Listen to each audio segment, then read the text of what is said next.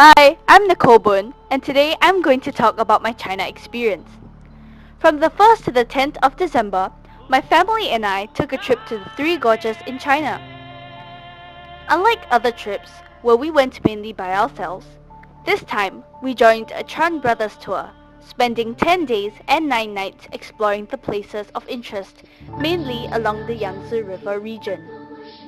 We started the tour with a trip from Singapore to Changsha. After a quick lunch, we embarked on a 400-kilometer journey westward towards the town of Fenghuang, where we would spend our first night. Within Fenghuang is the ancient Phoenix City. This idyllic ancient city along the banks of Tuojiang River is situated on the western boundary of the Hunan province and radiates an air of mystery, elegance, and primitive simplicity. Walking along the narrow alleyways, we also sampled the local delicacies that were sold by the street vendors.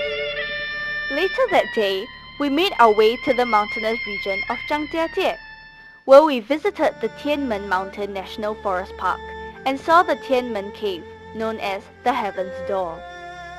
As the cable car from the city center was not working, we took the tourist bus to the Midway Cable Car Station, a ride full of sharp turns.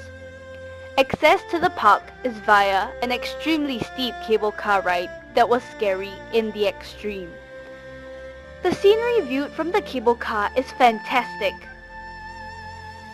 At the top of the cable car is the cliff-hanging walkway. The walkway was built along the edges of this mountain's summits, clinging to the vertical cliffs and leading to the coiled dragon cliff. A walkway made of glass, giving a thrilling feeling of walking on nothing. It's not for the faint-hearted, I must say. That evening, we were treated to a cultural show at the foot of the Tianmen Mountains. The setting made a spectacular stage, and the show was an enactment of an old romantic tale of a fox fairy and a woodsman.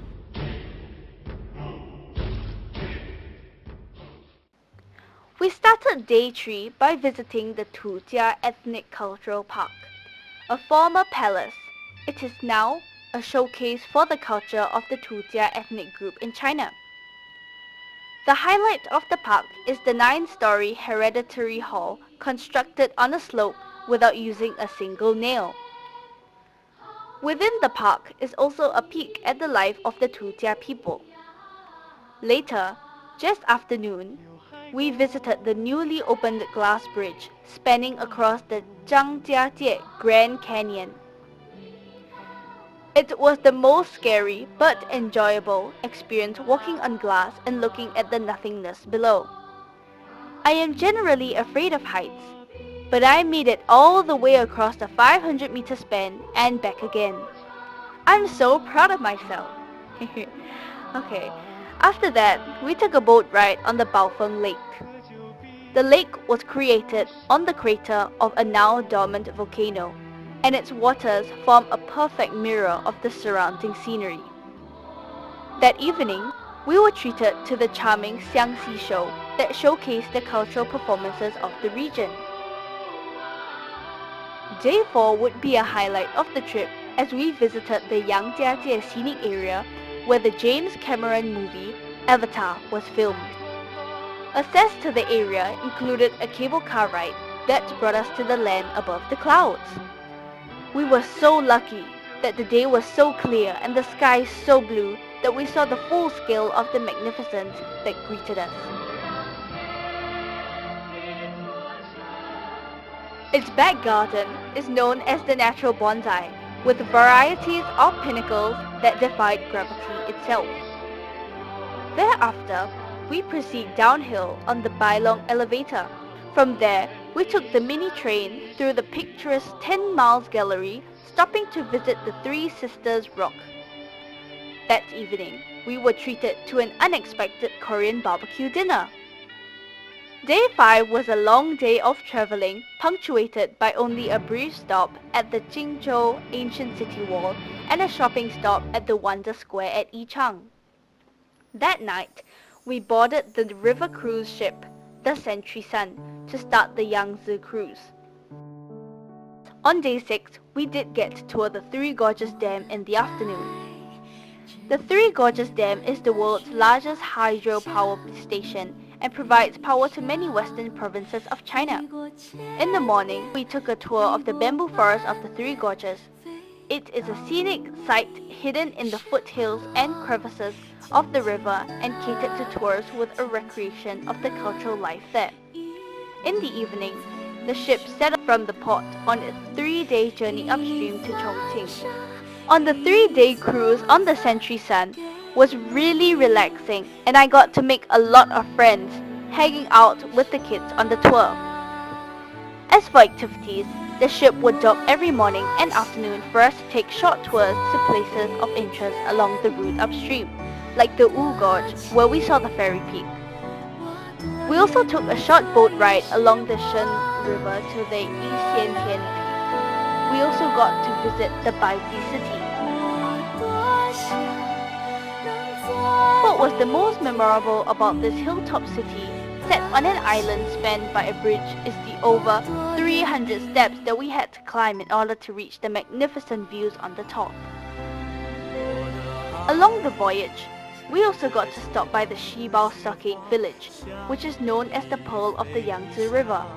It's the largest and the most layered wooden structure architecture existent in China. Hence, it's known as one of the 8 World Wonders architecture. Day 9 of the tour saw our arrival in Chongqing, formerly known as Chongqing. It was the wartime capital of China during the Sino-Japanese War. Today, it is a vibrant metropolis boasting a population of 8.5 million and growing by the day. It is one of the 5 national cities of China and serves as an economic center of the upstream Yangtze Basin. On arrival, we visited the Dazhu Baotingshan rock carvings, which contains a collection of the cliffside carvings and is reputed as the county of rock carvings. The Dazhu rock carving was ranked as a World Cultural Heritage Site in 1999. The afternoon was spent shopping at the Jiefan CBD and then witnessed the night light on a cable car ride.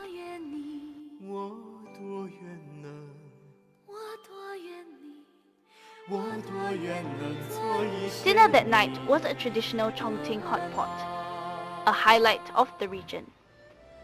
On the morning of the last day on tour, we visited a recreation of the Citikou Cultural Village, today turned into a tourist spot for shopping.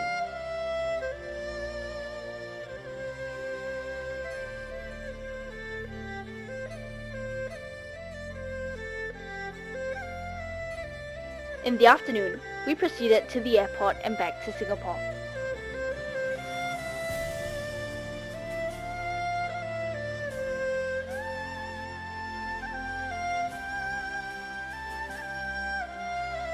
And what are my impressions of this trip? Other than the beautiful sights and the history, what I remember most are the good friends I made on the trip, the closest of which is Jasmine. I call her Jasmine Rice because it sounds cool. I would definitely go back to China again, and I would definitely go with Chan Brothers.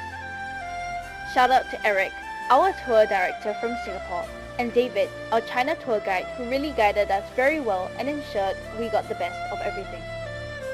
Till my next trip, peace and love you all.